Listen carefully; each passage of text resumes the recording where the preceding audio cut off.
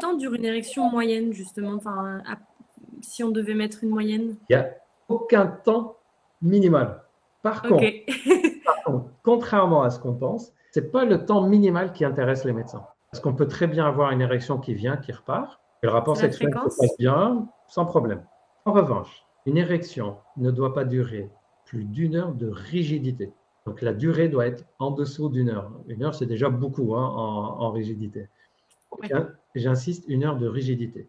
Pourquoi? Parce qu'il ne faut pas oublier qu'une érection, c'est le sang qui est rentré dans le pénis et qui l'a rempli. Donc on a beaucoup de pression sanguine qui rentre et presque pas qui sort. S'il y avait beaucoup de sang qui sortait, l'érection repartirait. Or, au bout de 30, 40, 45 minutes, qu'est-ce qui se passe?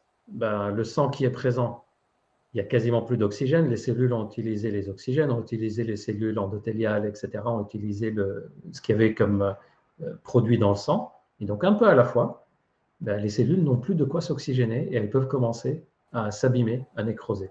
C'est pour ça, par exemple, que les personnes qui utilisent les cock rings, les anneaux qu'on met à la base du pénis, on leur dit de jamais laisser plus d'une demi-heure, 45 minutes, parce qu'il faut que le sang reparte à un moment du pénis et revienne. Je sais qu'il y a des hommes qui disent « Ah, mais moi, je peux rester 2-3 heures. » Peut-être, mais c'est sûrement pas 2-3 heures de rigidité.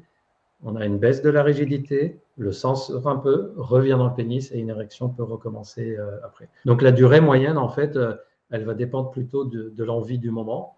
Il y a des fois où on a envie d'avoir un rapport sexuel très rapide et tout le monde est content. Et des fois, on a envie d'avoir un rapport sexuel où on prend plus notre temps. Il n'y a pas de durée moyenne à fixer.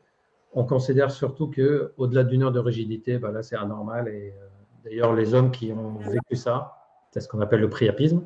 Et ils savent que ça commence à être très gênant, très difficile. Si je devais donner une réponse directe sur quel est le temps moyen d'une érection, ça serait, c'est le temps moyen de l'excitation qu'on a. Tant qu'il y a de l'excitation, il y aura de l'érection normalement. Et dès qu'il n'y a plus d'excitation, l'érection redescend.